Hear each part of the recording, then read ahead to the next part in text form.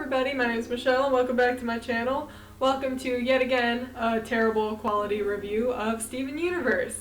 I will fix that as soon as I can, by the way. I'm just having some family issues. I'm stuck without my camera and mic and all that fun stuff.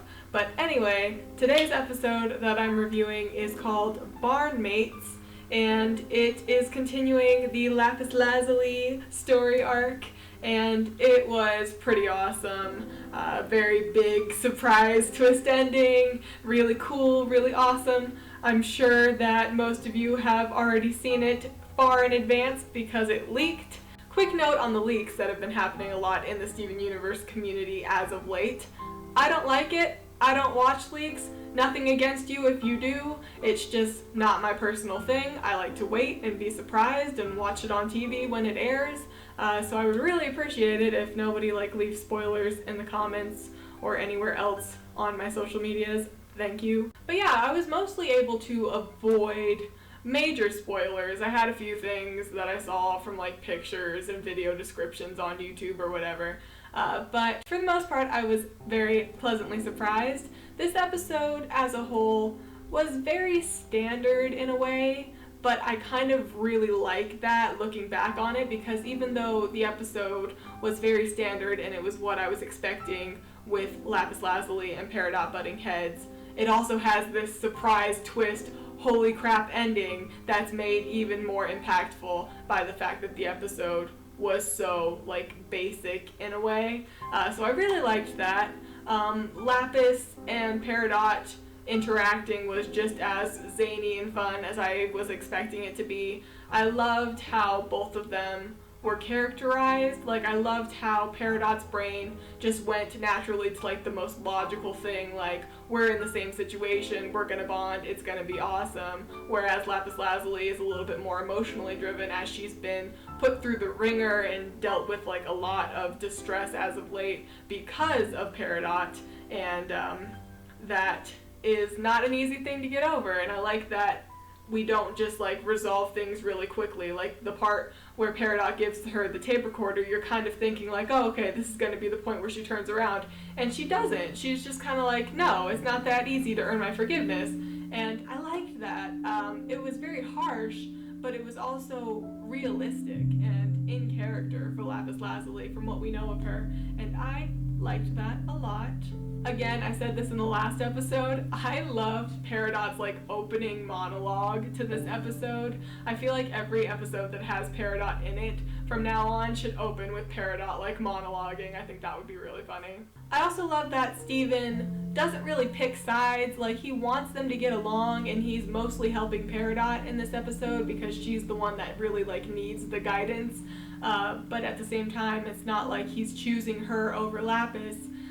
He just is doing what he feels is right and necessary for the situation. And I like that he tells Lapis off when she's being a biatch, because, she deserves it. And Steven is very good at sorting out emotional drama and bringing it to a halt, because Steven is just a really great mediator, and I like that we get to see more of that in this episode.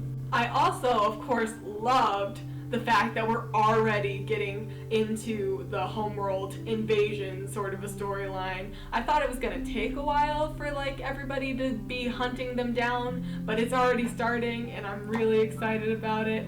I squeed when the little bot drone hunter thing orb came down. I was just and then when the Ruby comes out with her gem over her eye, this badass eye patch sort of a thing, a gem terminator, a geminator, it was awesome. And of course Lapis is super badass in this episode. She just takes the water and bats the thing away like it's nothing, and I love that as well. I think Lapis is such a strong character, and I like that she sort of doesn't look like she'd be as strong as she is, but she is. She totally is this big badass creature, and I love that, and I love seeing that, especially with her already angry, frustrated expression that we've seen pretty much throughout this entire episode, and it just sort of culminated in this not today bitch sort of a moment, and it was great. I feel overall this episode could have been done better. At least the first act of it could have been done better,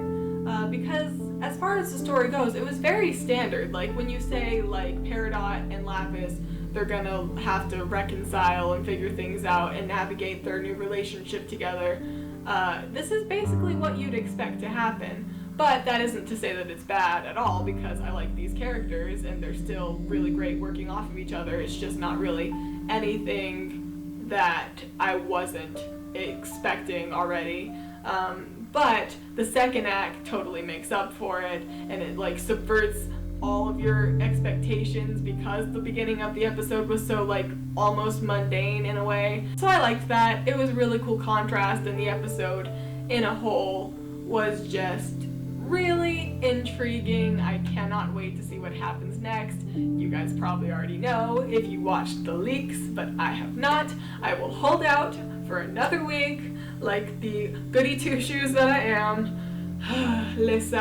But yeah, I'm really excited. I'm wondering if the sight of another Ruby is going to be enough to like make Garnet unfuse, and then maybe we'll get to see some like Ruby versus Ruby action. That would be really awesome. But yeah, that's what I thought of the episode Barnmates. Please leave your feels in the comments below, and I will see you guys next week. Goodbye!